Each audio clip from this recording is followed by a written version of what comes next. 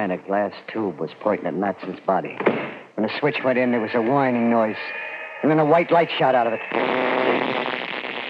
I know you won't believe this.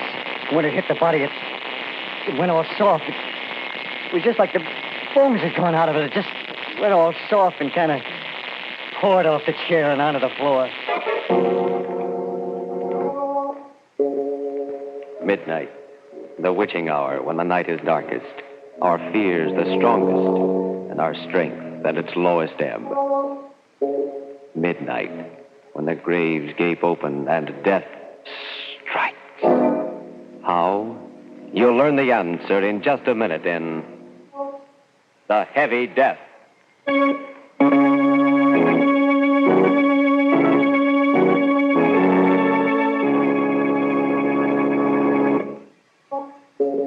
And now, Murder at Midnight. Tales of mystery and terror by radio's Masters of the Macabre. Our story, written by Robert Newman, is a weird and fantastic nightmare called The Heavy Death.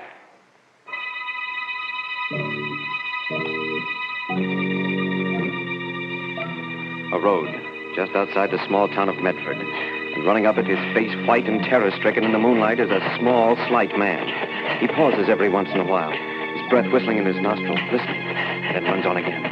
Finally, seeing the two green lights of the state police barracks, he moans with relief. Runs in. Oh, thank God there's somebody here. I was afraid. Look, officer, you gotta get me away from here fast. Yeah, just a minute, Mac. Take it easy. No, easy. He'll be here any minute, coming after me. I gotta get away, I tell you. And I'm telling you to take it easy. Just wait till I get through talking to Dr. Carden here. Dr. Carden? Are you the Dr. Carden lives in the big white house near the river? Why, yes. Well, then you can tell him it's true. Otherwise, he won't believe me. Nobody will. It was you who swiped the big glass thing from your laboratory. My Geiger counter? You stole it? Well, he made me do it. Oh, now, whoa. This is getting interesting. That's why Dr. Carden's here. You know anything about his assistant? Young chap named Matson? Yeah. He's dead. He killed him. Matson? Matson dead? Hey, maybe you better start from the beginning. Tell us the whole story. Yeah, but I did it the right time. He'd be coming after me and... Oh, okay. Like I said, you won't believe it. My name's Sullivan. They call me Shill because I'm a come-on with Bryant's Giant Carnival. Weight guessing is my racket, but I turn my hand at almost anything, you know, shell game, 3-card monte. Well, we hit town about 10 days ago for a 3-day stand. The first 2 nights was pretty quiet. The third one was when it happened. There was a pretty fair crowd around, and I was warming him up for some weight guessing, with maybe some side bets, when he came up. Okay, folks, okay. Step up, hurry up. And let Hawksy Sullivan dish your weight. A Cupid doll is on 3 pounds off either way. Now, what do you say, lady? Your weight's not like your age, you know. It always shows. What about you, sir? Guess your weight? Do you really think you can? Do I think? Listen to him, folks. You bet your sweet life, brother. Oh, I have already. The question is, will you bet your sweet life? What?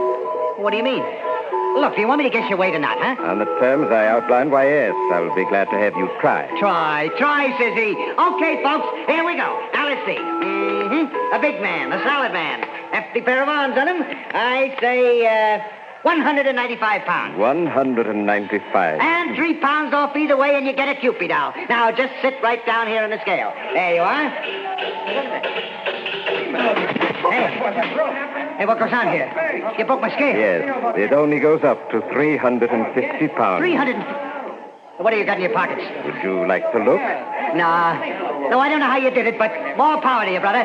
When I lose, I'd pay with a smile. Well, here's your Cupid. Thank you. No, that's not what we bet. What? What do you mean? I think you know what I mean.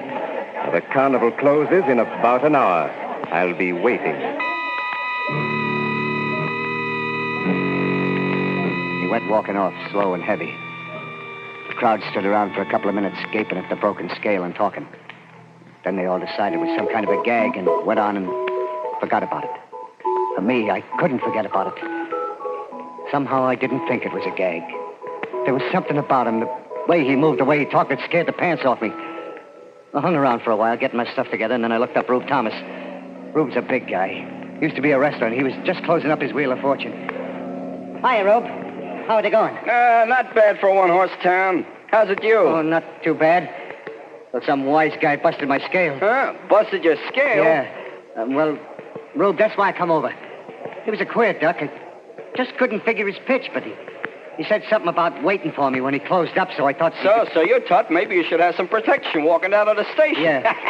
That's a hot one. What is? You're on your side bets. Well, don't worry about it. Ain't no one gonna lay a finger on you when you're with Rube Thomas. I helped Rube take down the wheel. But even then, we were about the last to leave the fairgrounds. We went out through the main gate. It was pretty dark, but I wasn't worried anymore. I'd never yet seen anybody Rube couldn't handle. Then I heard footsteps.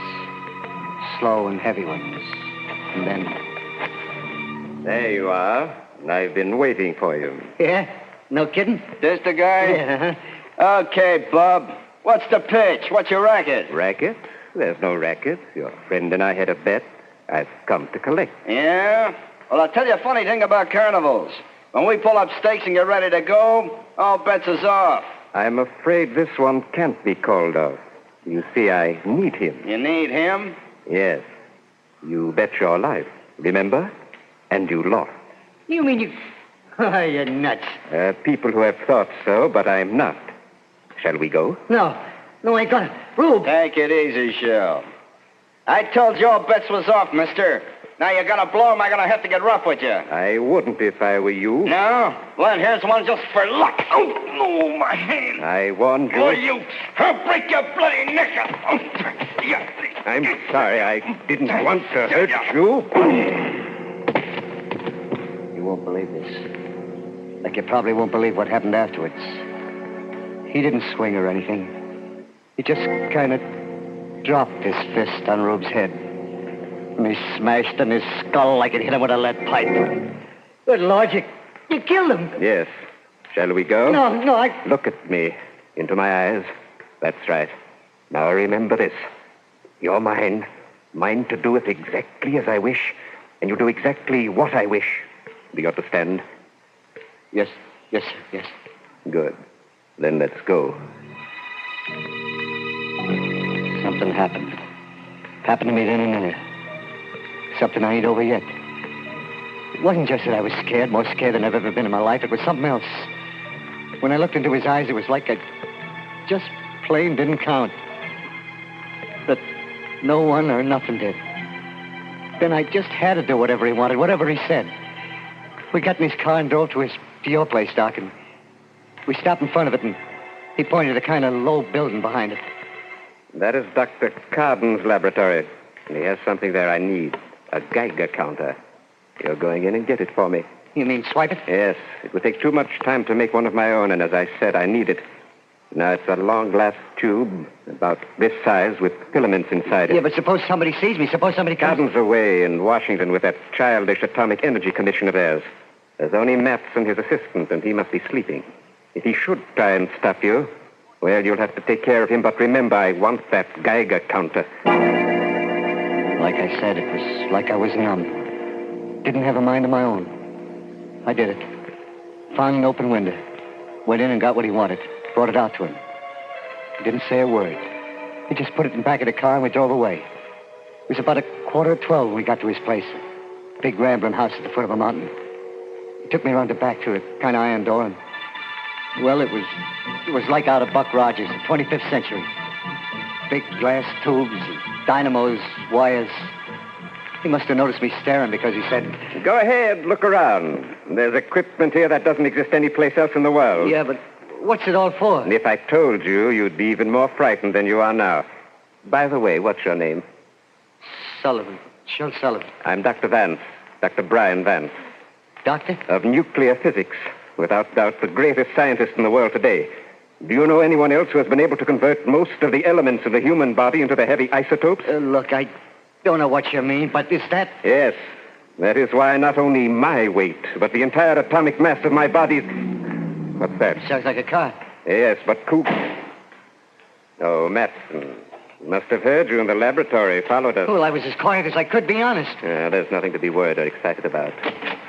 Hello, Matson. Vance, I should have known it was you. Should have known what with me? That stole our Geiger. You did an awful lot of strange things in your career, Vance, but this time you've gone just a little too far. This time I've got you dead to rights. I'm afraid it's just the other way around, Matson. What do you mean? What? Vance, You don't really think I'd let you or anyone interfere with what I'm doing, do you? You killed him. Of course. Drag him over there out of the way. There's a certain experiment I'm just about ready to try, and his body will come in very handy.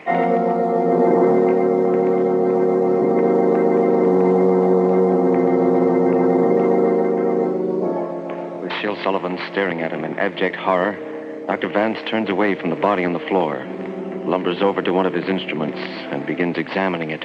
And far away, in the town's church steeple, the clock strikes 12 for murder at midnight.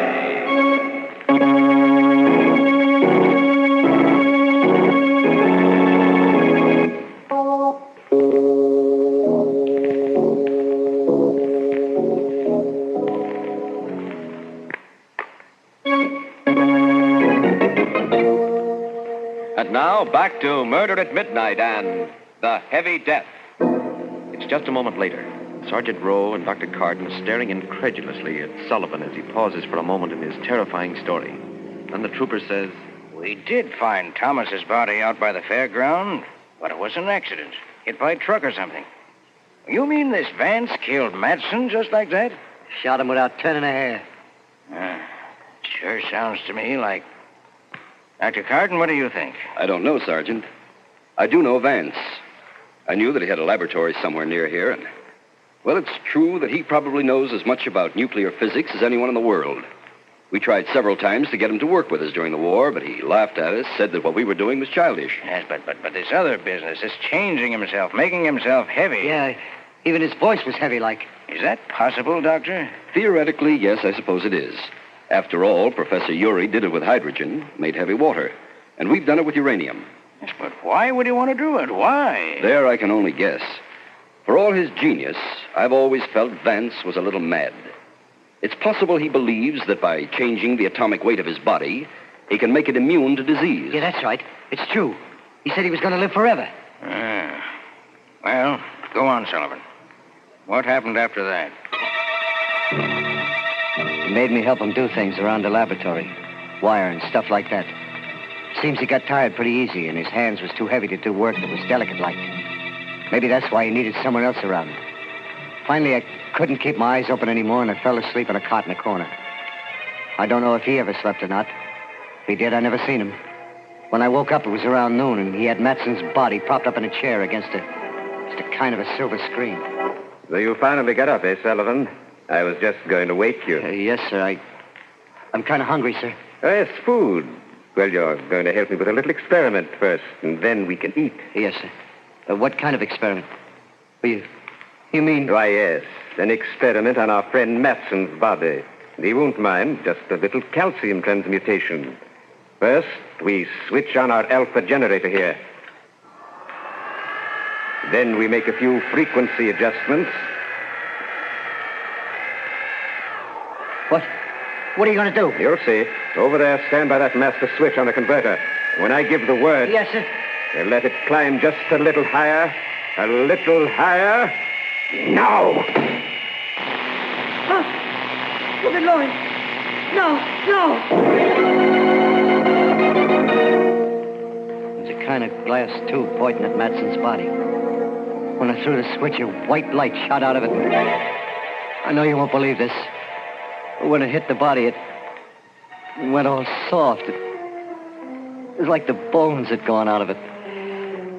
It just went all soft and kind of poured off the chair onto the floor.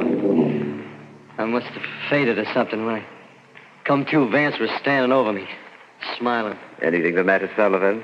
Don't you feel well? Yes, sir. I'm all right. That was the most awful, most terrible thing. Sullivan, if you were a soldier and you saw that happen to the man next to you, would you feel much like fighting after that? What? You mean you're going to do that? I'd advise you not to ask too many questions. We'll dispose of the rest of the body later, but now let's eat.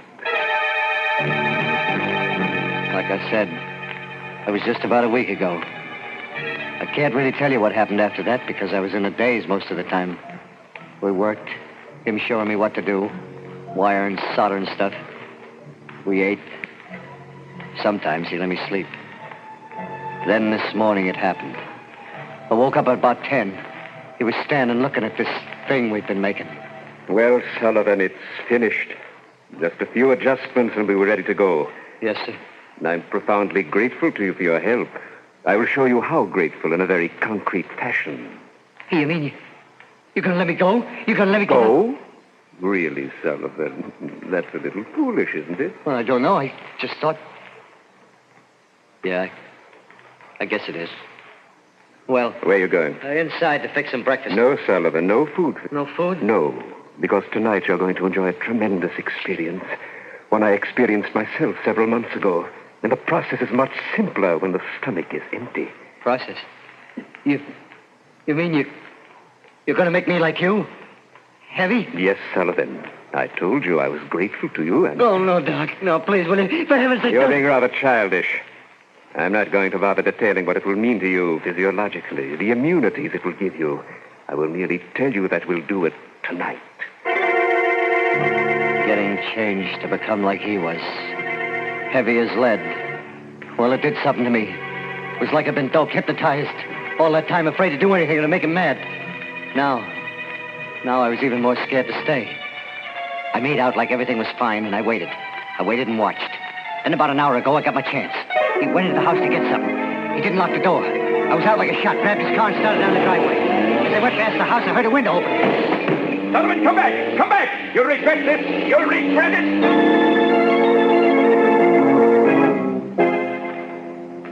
That's the story. I was so jittery, I went into a ditch just outside of town and had to run the rest of the way. I don't care whether you believe me or not, whether you think I'm nuts, what you do to me. I just want one thing. Get me away from here. Get me far away fast. Because he's going to be coming after me, I know it. Well, I'm not saying what I think. Not yet. What about you, Dr. Carden? I wouldn't like to say either. Knowing Vance, I believe he's capable of everything Sullivan told us. And theoretically, everything he described is possible. I told you, I don't care whether you believe me or not. Just get me away from here. I can't for an hour or so. Have to call Bridgeton, have them send down some men. Then we can really go into this. In the meantime, I'll put you in one of the detention cells. You'll be okay there. Are they strong? Really strong? Plenty strong enough to keep you in and anyone else out. Come on.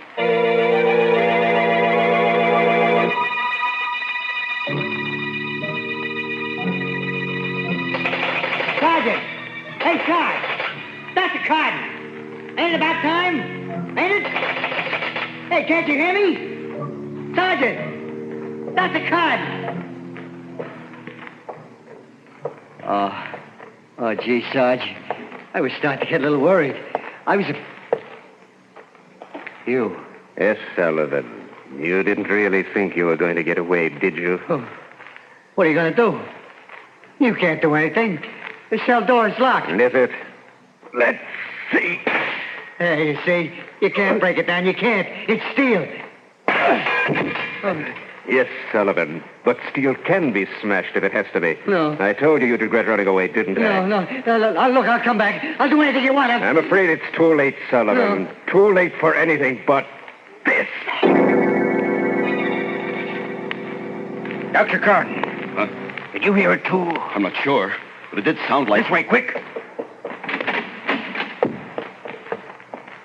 Good Lord. Look at that cell door. Oh, and Sullivan. His skull. Smashed like an eggshell.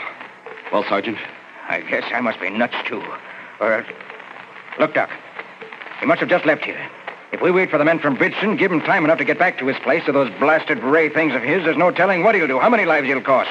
But if we leave right now, the two of us, maybe we can get there before him, cut him off. What do you say? You game? I'm game, Sergeant. Let's go.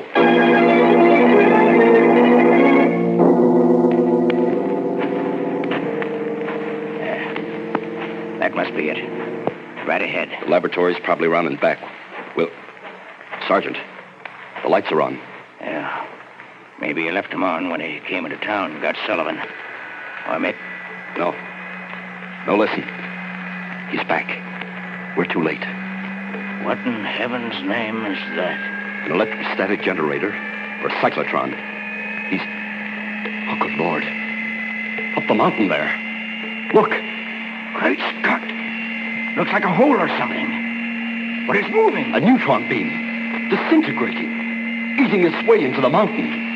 He must have found some way of harnessing... Dr. Gordon, it's swinging this way. Must have seen us. Come on, run. No good, Sergeant. Seems to have a range of almost half a mile. But eating through solid rock that way. If it hits us...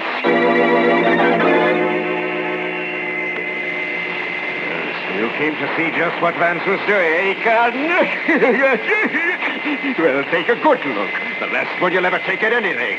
For you shall be the first And to... did you think that you were going to get away with it, Vance? Who's that? Take a look at the Geiger. Gentlemen, it's too much. Gotta cut that down. And what'll happen when you release the load? But I've got to cut it down.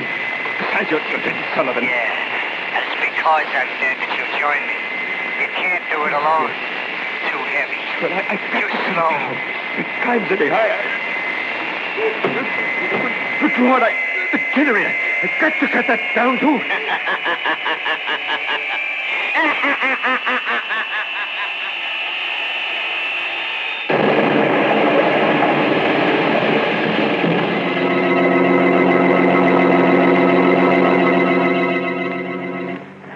Dr. Gordon. Dr. Gordon, where are you? Over here, Sergeant. You all right? A little shaken up, but yes, I'm all right. Oh, the laboratory. The whole house. Look. Yes. What happened? Something got out of control. Too much centrifugal force, or the load released too suddenly, and the whole thing exploded. Now there are things that we'll never know. Except something we knew already. That science can either be man's servant or his master and his doom.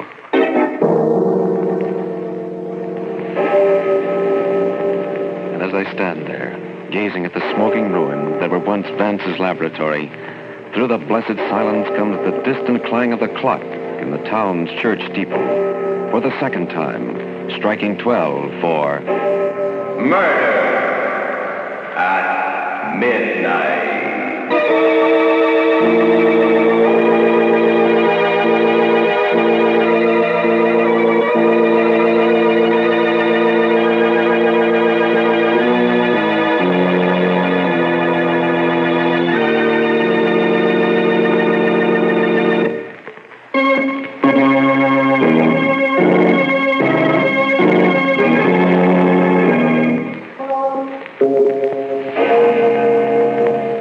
Remember to be with us again when death hovers like a dark cloud and the clocks strike 12 for... Murder at midnight.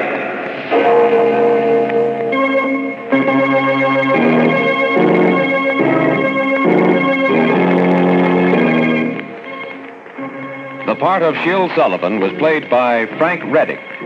With music by Charles Paul, Murder at Midnight was directed by Anton M. Leader.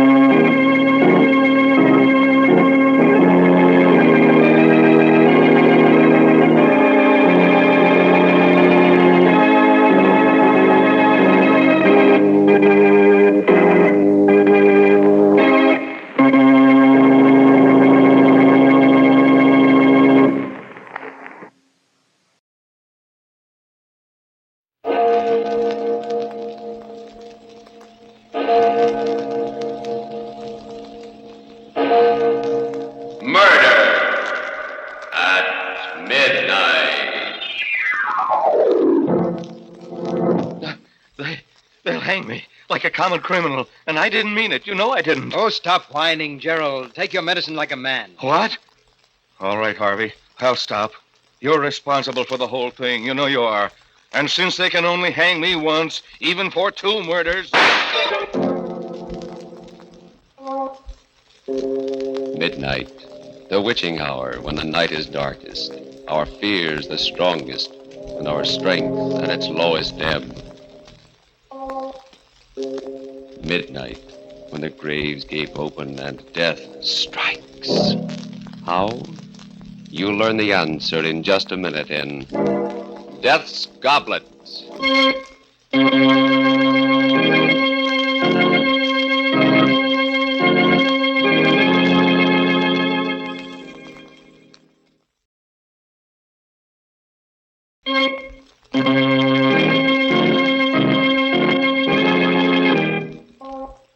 And now, Murder at Midnight. Tales of mystery and terror by radio's Masters of the Macabre. Our story by Sigmund Miller is Death's Goblet. It all began at one of Arthur Cunningham's parties. He always gave a party when he came back from one of his trips abroad. I went there with Gerald, my partner, and his wife, Susan. Beautiful Susan. Did I care for her? People used to say so. But she was too self-centered a woman for me. I like to look at her just as I like to look at anything that's lovely. That was all. As for Gerald, well, he was rich, which was the only reason he was my partner. But suppose I start at the beginning, at the moment we got to the party and Arthur came over. Well, hello, Harvey. Glad you came. Wonderful to see you back, Arthur. You know Gerald and his lovely wife, Susan. Of course. Hello, lovely wife, Gerald. It's nice to see you again, Arthur. Good trip, Arthur? Marvelous. And you're just in time for a drink. Let's get away from this mob. Come into the study. I just opened my last bottle of Chateau Albert. Oh, nice. Here we are. Oh, someone get the glasses out of the cabinet, will you? I'll get them. Large parties make me very nervous. I'm much rather... Here we are. Yes. Hi. What an odd goblet this one is. Oh, put that one back, Susan. Why, what's wrong, Arthur? Use any of the others, but not that one. Oh, I'll be careful of it if that's what you're worried about. Oh, it's not that. I just don't want you to drink from it. What's all the mystery about, Arthur? Well, you'd all think I was mad if I told you. Take a look at it. It's a very strange-looking glass. Yes, looks Venetian, possibly from Murano. It is. This red spot here on the side. Yes, it's supposed to be a drop of blood. That's very odd. How do you know that? Well, Gerald, this goblet has a legend, a terrible legend. And of course, none of you will believe it, but the story is that anyone who drinks from this goblet will kill someone. Oh, that's wonderful. And you believe it? Why, yes, Gerald. You see, I've had proof. Good heavens. I once drank from this goblet. What? Arthur, you're joking. You mean that Yes, you... Susan, it was justifiable homicide, but after I drank from it, I did kill someone. He was a thief and he attacked me, but still I killed him. Well, you never told us about that. Well, it's not anything that I care to remember particularly. Oh, how terrible for you, Arthur. Where did you get the goblet? From a murderer, a man who killed his wife. They were auctioning off his estate. Extraordinary. May I look at the glass, Arthur? Yes, if you like. Everyone stared at the goblet in silence as I held it to the light. It had a delicate brown tint, reminding me of old blood, except that it sparkled and glittered. The spot of red did look like a drop of blood about to roll down the side. It seemed ridiculous that this inanimate object would make men commit murder, and yet there was something about it that fascinated me, and suddenly I wanted to drink out of it. You seem very interested in my goblet, Harvey. Yes, will you pour some wine in it for me? What? Oh, no, Harvey. This happens to be one superstition I believe. Everyone who has ever put his lips to this goblet has killed. I don't know why it's so, but it is. Oh, it's silly, of course, but why tempt fate? Oh, nonsense, Gerald, nonsense. I'm going to drink out of it. You'll have to pour the wine yourself, Harvey. All right, I will.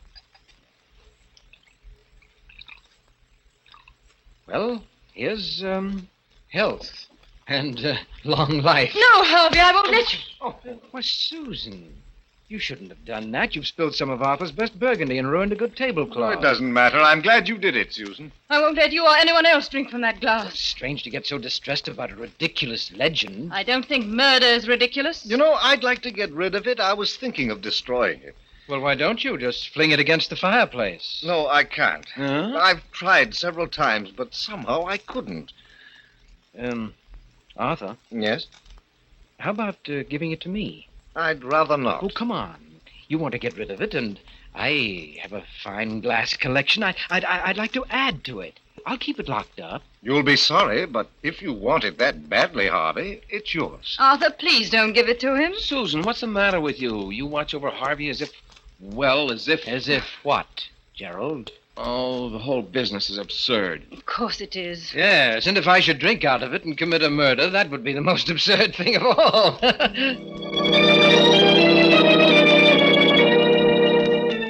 I kept the goblet on the mantelpiece in my library where the lamplight made it glitter.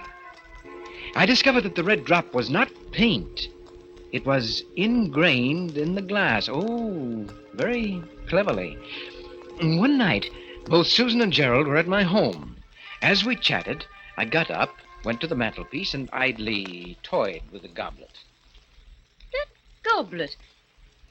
It's the one Arthur gave. Yes, you remember. He gave it to me. Why don't you smash it, Harvey? Get rid of it. Ooh, it gives us all the creeps. Well, Gerald, you aren't really afraid of a piece of glass, are you? You don't believe Arthur's story at all, do you, Harvey? On the contrary, Susan, I do believe it. But not the way you think. What do you mean? Well, I mean to say murder is not in the goblet.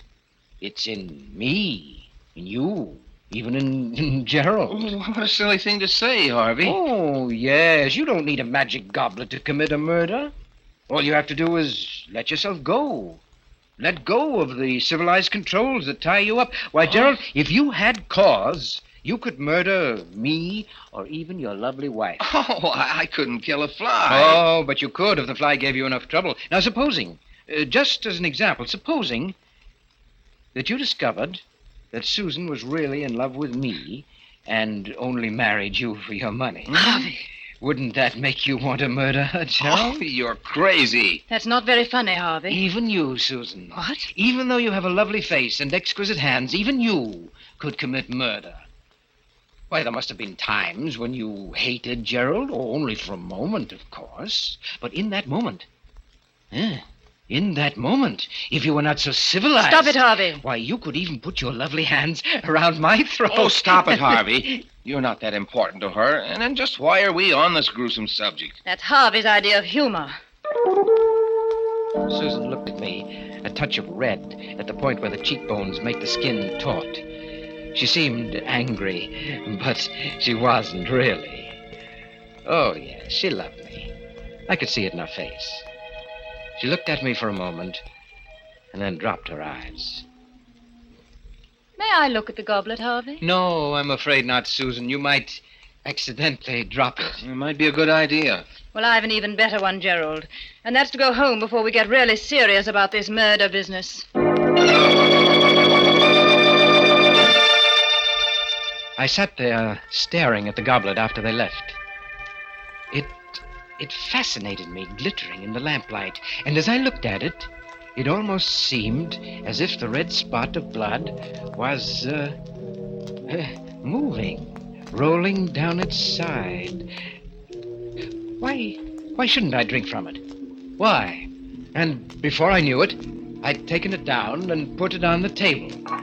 I got a bottle of Burgundy, opened it, and I poured slowly, filling the goblet just up to the red spot. And then I drank from it. It seemed to me that the wine had a different taste, although I had drunk this wine often and knew its taste well. It was delicious. I had another. It was heady, and it made me a little dizzy, although I felt fine and free. Yes, light and dizzy. But after a while, when the dizziness wouldn't go away, I decided to go for a drive, even though it was close to midnight. I drove fast. The speed and power of the car gave me a feeling of great exhilaration. I took the turns at full speed, enjoying the danger of the sharp curves. Then I came to a long, level stretch of road. I pressed down hard on the gas. The needle of the speedometer slowly moved upward. 60, 70, 80, 85. The road, like a black ribbon, rolled up in front of me. And then I suddenly saw him, but it was too late. I struck him with my right fender. He never made a sound. The car swerved a little from the impact. My heart in my throat. I stopped. Then I backed up. Backed up. Backed up. Backed up to where the body was lying sprawled grotesquely on the edge of the road. One look was enough. He was dead. But no one had seen the accident. I stepped on the gas and drove off.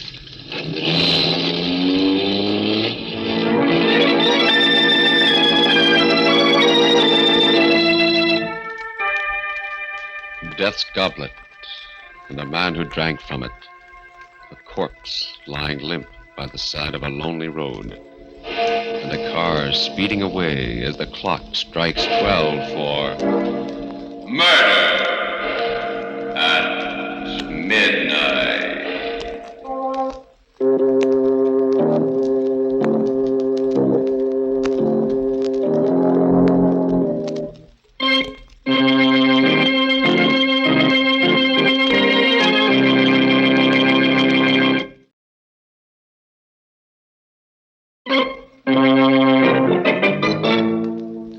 And now, back to Murder at Midnight.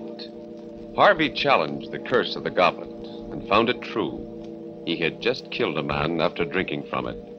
Let's listen to him as he continues the story of Death's Goblet. I knew now that the story of the goblet wasn't a myth, and I also knew what I was going to do about it. The next night, I got Gerald to come to my house to do some work. I can't make head or tail out of your cost estimates, Harvey. Well, now, really, Gerald, it's very simple. Just concentrate. Why can't you take care of it like a good fellow? I'm awfully tired. Well, all right, let's stop for a couple of minutes. Have a drink? Oh, what are you doing, Harvey? The goblet. Why, you don't really believe that story of Arthur's, do you? Well, you're much too intelligent for that. Well, you only pretended in front of Susan, didn't you? Well, I... oh, yes. Had to pretend. You know, women. Well, of course. And even if you did believe it, I've a feeling that... basically, you're pretty reckless, aren't you? Used to be pretty wild when I was a young fella. On a motorcycle once. And... Yes, I know, yes. Well, let's drink up. Find me a victim, will you, Gerald? Huh? Well, you know, according to the legend, I've got to murder someone. Maybe even you. Harvey the murderer. Yes. Very nice wine. How about another? Right. Well, here's to your lovely wife. And how about switching glasses? Huh? Well, you might as well get a kick out of it, too. Well, okay. Here goes. I watched the fool swagger as he drank down the wine. In an hour, when he was alone, he'd be shivering with fright at what he'd done. Well, I did it. You certainly did. And by the way, Gerald. Yes? I checked Arthur's story about this goblet. Yeah? And it seems that he's right. Everyone who ever put his lips to this goblet has committed a murder. You mean... Well, of course, it's all coincidence, but then again, who knows?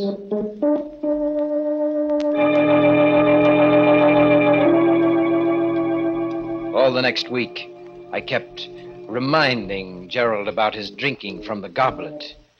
I wasn't really trying to get him to kill, but it was amusing to see him get upset and uneasy. And I noticed he was getting a little bolder, particularly with Susan, and had developed a temper. And one night, just as I was about to retire... Hello, is that you, Harvey? Yes, Susan, how are you? Oh, I'm fine. I'm just a little worried about Gerald. He usually gets home at about 6, and it's 11 o'clock now. Do you know where he might be? Why, he's having dinner with his sister. His sister? Yes, a tall, dark girl. She was in the office today, and... Harvey, Gerald has no sisters. Oh, he hasn't? No. Oh, I guess I got him mixed up with someone else. Yes. It was Les Gordon who was meeting his sister. Yes, Gerald had some business to take care of over in Milford. You're not very good at covering up, Harvey. I'm coming right over. Please wait up for me. Good. Things were beginning to happen. It was becoming very interesting. Now we'd see. Harvey, I want you to tell me everything. I must know. Who is this girl? Take it easy, Susan. Come, sit down. Oh, never mind that. What about Gerald? I don't know anything about Gerald's private life. And besides, you're not the one to talk. What on earth do you mean? You know perfectly well what I mean.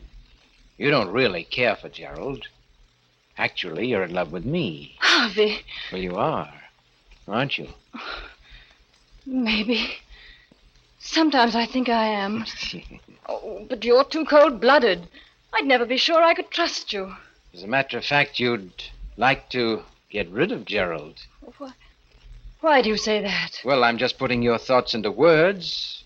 You never really loved him, did you? Oh, but Harvey... And he's finally become unbearable, hasn't he? Oh, Harvey, if you only knew. Do you know that the last time Gerald was here, he drank out of that goblet of Arthur's? It's possible that he wants to get rid of you, too. Oh, stop it, you hear? Well, I'm just telling you what I think you ought to know. Oh, we'll see. I left word at home that Gerald was to meet me here. And if he does come, well, we'll see. We sat and waited, not talking much. Susan's face was pale and agitated. It was most exciting. Susan, with all her charm and embellishments, was really a fierce animal underneath. I could almost hear her rage seething. Are you expecting anyone? Just Gerald. Well, let him in. Oh, hello, Harvey. Susan, what's up? Why did you leave word to meet you here? It's almost midnight. Where have you been all the evening? At Milford? With whom? What's going on, anyway? What are you so excited about, Susan? What were you doing in Milford? Why, I went there on business. Oh, really? You've been behaving very strangely lately, Gerald. If you don't love me, why don't you say so like a man? What? This is all your fault, Harvey. You've been filling her head with poison. I had nothing to do with this. I told her that you went to Milford. All he did was to make me see clearly something I've felt for a long while. And I think this is the time to do something about it. So, are you out of your mind? Put that gun down. You remember it, don't you? You gave it to me. Said it might be useful in an emergency. Harvey, take that gun away from her. She's liable to shoot. She won't shoot. She's only trying to frighten you. Am I? Let's see. Oh, my shoulder. Give me that gun. Give No. Harvey, she's dead. Yes, Gerald. And you killed her. But it was an accident. She shot at me, and I was only trying to get the gun away from her. You know that's what happened. I only know that you drank from that goblet and that you killed her. What? But... Oh, you dirty, treacherous... You planned all this so that you could get rid of me, so that you could have Susan, you could have the firm for yourself. You'll have to do better than that to beat the gallows, Gerald. The gallows? Please, Harvey. We've been friends for a long time. You can't let me down. You wouldn't have pressed the trigger if you hadn't had murder in your heart, Gerald. You shot her because you wanted to. That's what I saw. I believe in telling the truth. Harvey, I'll turn over the business to you. I'll do anything if you'll just... I don't accept bribes, Gerald. All right. But I'll fool you. I'll call the police myself. Well, there's the phone. I'll prove my case in court. They won't convict me. Operator, give me the police. Hello? Police department? This is Gerald Hamilton. I just accidentally shot my wife. And my friend's home. Yes, she's dead. The address is 411 Grove Street. That's right. I killed her. Accidentally. Yes. I'll be waiting here. Cigarette, Gerald? Treating me like a condemned man, huh? Well, I'm not going to die. All I have to do is tell the truth about everything, including you. Oh, but you forget, Gerald, there must be fingerprints, your fingerprints on that gun. That won't look very accidental, will it? But Harvey... You did it, Gerald. I saw you. If you don't back me up, they'll hang me like a common criminal. Please, Harvey, don't let them do that to me, please. Oh, stop whining, Gerald. What? All right, Harvey. I'll stop. You're responsible for this whole thing. You know you are. And since they can only hang me once... You raised the gun, but I'd been expecting it. I grabbed his hand, pushed it against his chest. My finger pressed on his and on the trigger. And suddenly, he went limp. You won't get away. My alibi was perfect. All I had to do was wait for the police that he himself had called. The minutes ticked slowly away. And then...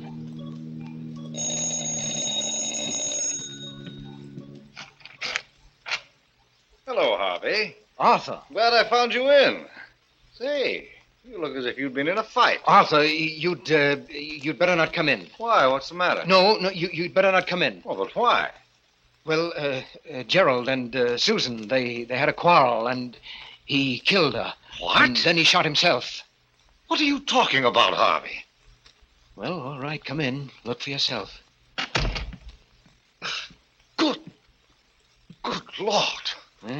Tried to kill me, too. But why? It doesn't sound like him, or like either of them. Well, I don't know why. Fit of insanity?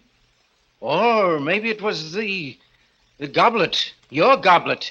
He drank out of it, you know. The goblet? Why, that's ridiculous. As he spoke, he picked up the gun. It made me furious. All those fine fingerprints of Gerald's were now erased. Put that gun down, Arthur. There are fingerprints on it. Oh, I'm sorry. I didn't realize. I tried to get hold of myself. The stupid fool, he was going to ruin everything. But I had to keep calm. What were you saying about the goblet? Why, it has no curse or magic. I just made that story up. You made it... You mean... Of course, I bought the goblet in an antique shop. As a matter of fact, I have a whole set of them. The pulses hammered away in my head. A vast, uncontrollable anger seized me. Was it because of those precious fingerprints that he'd wiped out, or because I had believed in the goblet myself? I don't know. I only know that I had to fight to keep from grabbing him by the throat. You know, I don't think you're telling me everything you know about this horrible business, Harvey. In fact... A red-hot wave came over me. I don't remember exactly what happened. Let me go! Get your hands off me! Oh!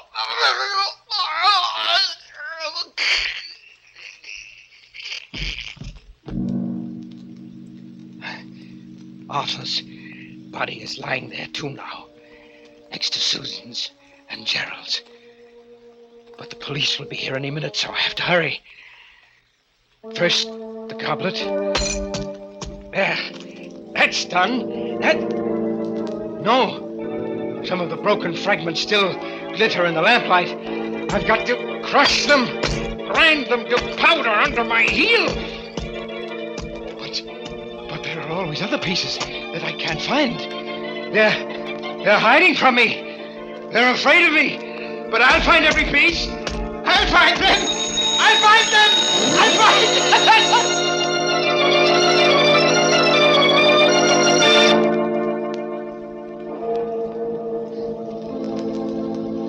them. Three bodies lying huddled on the floor, and a madman crushing the fragments of the broken goblet to powder as the police car drives up and the clock strikes 12 for murder at midnight.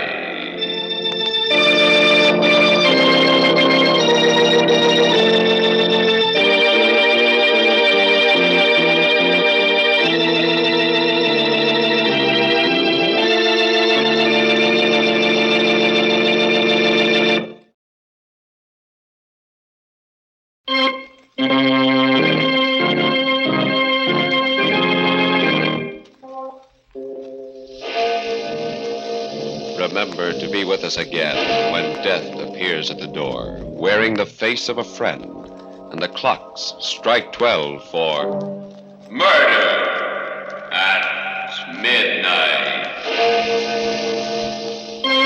The part of Harvey was played by Eric Dressler. With music by Charles Paul, Murder at Midnight was directed by Anton M. Leader.